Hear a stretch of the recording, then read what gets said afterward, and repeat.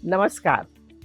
हम अक्सर ये सोचते हैं कि खाने में क्या पकाएं, लेकिन आयुर्वेद के अनुसार किस बर्तन में और किस तरह खाना पकाया जाता है, ये भी उतना ही महत्वपूर्ण है। रसोई का बर्तन सिर्फ एक टूल नहीं होता, वो खाने की क्वालिटी और उसके शरीर पर पड़ने वाले असर को बदलता है। आज हम बात करेंगे एक ऐसे पारंपरिक बर्तन की जो सदियों से भारतीय रसोई का हिस्सा रहा है। भारी आयन लोखंड की कढ़ाई, और समझेंगे कि इसमें पकाया गया भोजन सेहत के लिए क्यों बेहतर होता है।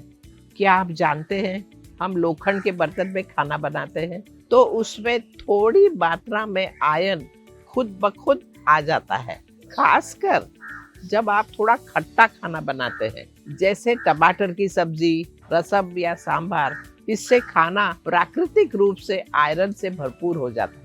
कुछ स्टडीज ये भी बताती है कि लोखंड के बर्तन में पकाया गया खाना दूसरे बर्तनों में पकाए गए खाने के मुकाबले 16 गुना ज्यादा आयरन दे सकता है।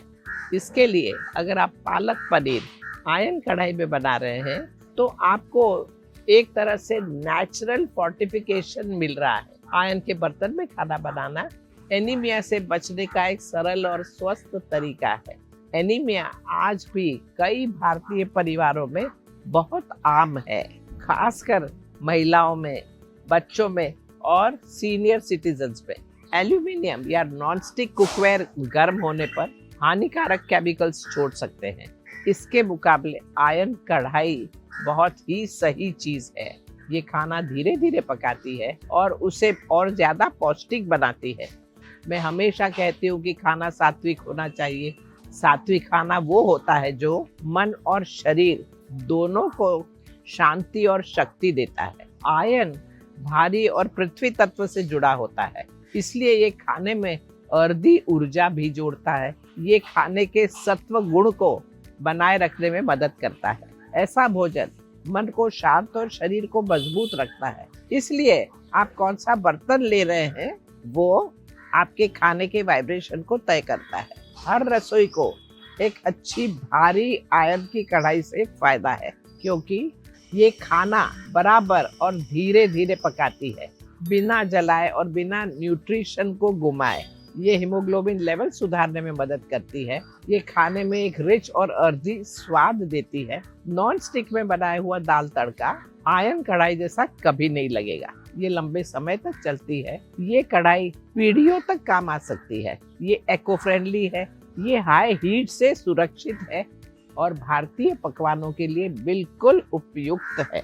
चाहे महाराष्ट्र में भाजी तलनी हो, पंजाब में साग बनाना हो या तमिलनाडु में रसम बनाना हो। और अब आयरन कढ़ाई का पूरा फायदा लेने के लिए उसका सही ध्यान रखना भी जरूरी है।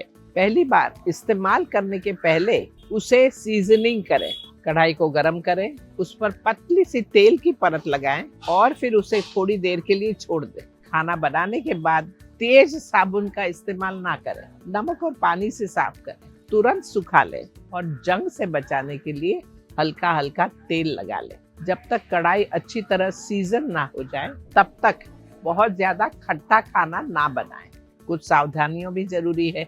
पकाया हुआ खाना कढ़ाई में लंबे देर तक स्टोर ना करें, वरना मेटालिक टेस्ट आ सकता है। बेहतर है खाना दूसरे बर्तन में निकाल लेना। इमली, विनेगर, कोकम जैसे बहुत खट्टा पदार्थ खाने में न बनाएं, क्योंकि फिर स्वाद कड़वा हो सकता है। कढ़ाई में प्लास्टिक की चमचे ना वापरें। लकड़ी की चमचे ज्यादा बेहतर होती है, क्योंकि वो खरोंच नहीं लाती। गर्म कढ़ाई में कभी ठंडा पानी ना डालें, वरना वो क्रैक हो सकती है। आयुर्वेद के अनुसार खाना बनाना सिर्फ काम नहीं है, ये एक यज्ञ है, एक पवित्र क्रिया है।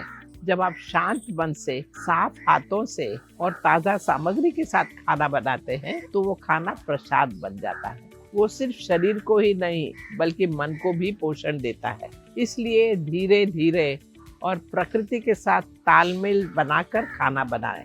आज के फास्ट फूड के जमाने में पुराने पारंपरिक बर्तनों की तरफ लौटना एक अच्छा बदलाव है। इसलिए अगली बार जब आप दाल, सब्जी या कुछ भी बनाएं तो अपनी माँ की या सास की पुरानी कढ़ाई निकालिए। बस तो स्वस्थ रहे, खुश रहे। शुभमस्तु। नमस्कार।